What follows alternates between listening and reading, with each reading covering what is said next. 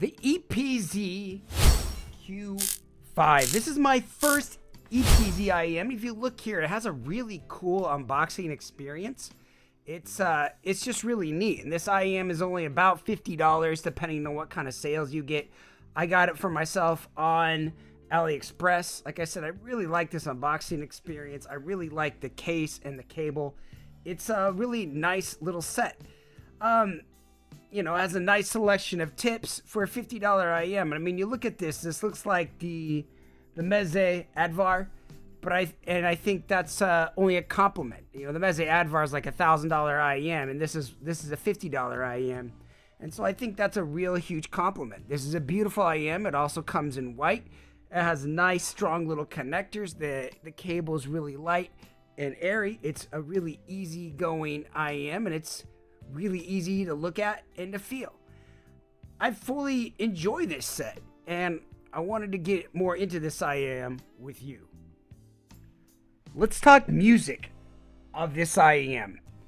I think overall it does my music a really good job. It sounds really nice. It sounds pretty good. I think my only complaint about it overall is it sounds a little bit bright, but it has really good technical response. The bass sounds a little bit lean. The mids sound a little bit lacking. But like its overall treble response and what it's doing to my music makes it sound really, really nice and lovely. In the electronic tracks that I try it to, like say Jump, I just feel it sounds really good. Like it hits that initial track really well. Like when I play like say Star Child, that first initial little track also sounds really good. And like the funk, the bass, it sounds like it really works this IEM. And I think this is a really nice IEM that works for a lot of people. Let's look at the EPZ Q5 graph and compare it to some other things in its price range. You notice that follows my target curve really well. Let's go ahead and look down at a few others, say the EW2. And if you look at the EW200, they have very similar graphs. There's a little bit more presence region, or like air region in this, say 3.5K all the way up to 10K region. And so there's a lot more air going on in the EPZ Q5. It does feel a little bit lighter and a few things, but you're talking a little bit of region there. And so I think this is a really good comparison, these two IEMs for sure. I think they're very comparable to each other. I think the EPZ is about $10 to $15 more, depending on how much you pay for it. But again, it's a really solid little IEM for its cost. Let's look at a few others as we scroll down here. Let's look at the Truth Air Critical Red. And you know, the Critical Red, it really lacks in the bass department. You can add an impedance adapter, and these are comparably priced. And so the Truth Air Critical Red with the 10 ohm impedance adapter, I think it fits my bass curve really well. And again, it's a nice sounding IEM. There's a little bit, like again, the QPZ is a little bit bright, and I think that's kind of what I'm hearing here.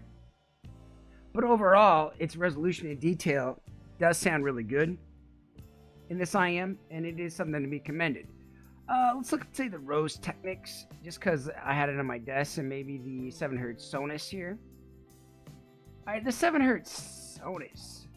If you look at the Sonus, they have very, very similar graphs, right? I do think the sonic characteristics of the EPZ Q5 are just better. I feel like it misses the mark, and it really has poor resolution, whereas the Q5 sounds fully good, regardless of what I do to it. And I think it also has a better fit, a better look, and just overall better presentation. I mean, there are things about the Sonus that I do like, that I do appreciate, but I feel like it's maybe a little bit sloppy and a little bit lame. Okay, the question we have to ask ourselves is IEM competitive in the market? This is my impedance adapters. You guys might be able to see here. I've been kind of messing around with this, and I've redone my squigs to compensate for that, to show the Truth Air Red in all its glory and its insane Giga Chad level bass. So let's look at some of these IEMs. Right here on the left we have the 7Hz Sonus. On the middle of that we have the Rose Technica. IM. Up here we have the Truth Ear Red. And then here on the right, we have this SimGuy EW200. All these are pretty solid IEMs for the price. Some of these are what I call benchmarks as well.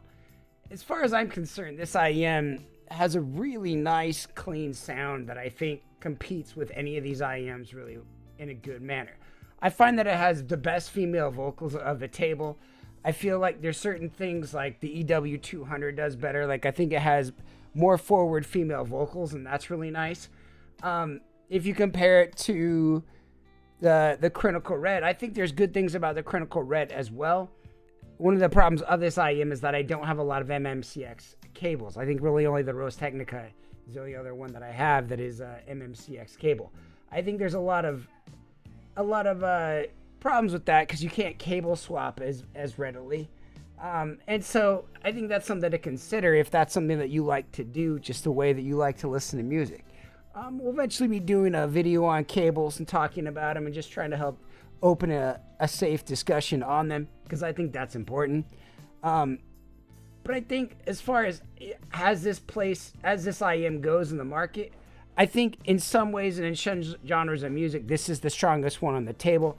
I also think this IEM isn't perfect, but it's fully enjoyable and I fully recommend it at its price.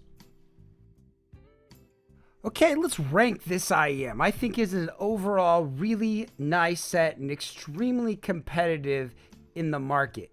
I am going to give this IEM an A for tone. I think it has really nice tone. I think it's all around a really good set. I think its technical ability, I'm going to give a B-2. Again, it has good technical abilities. My baseline for technical ability is, does it sound right with EDM style music? And it does. The bass of the EPZ, I'm going to give a 6. I feel it's right at the bass level I want it to be, but I feel like maybe it's the driver size or something. It just doesn't really slam and hit that hard. The mids are kind of connected to the bass, and in this regards, I feel the mids are a little bit lacking, but I feel like its highs and its technical ability to do things is really, really good. I also want to say its ability to do gaming, I think, is phenomenal. I think this is a really strong set. I fully enjoy it. I fully have no problems with it. And I'm going to give it my utmost recommendation at its price point of around $50. Maybe not at $80, but again, after a certain point, you have to look at something and say, does this style work for me? And if the style works for you, go for it. But if it doesn't work for you, you might want to reconsider. And that's something to think about. You're still here. It's over. Go home. Go watch another IEM video. It's done. That's the entire video. What more do you want?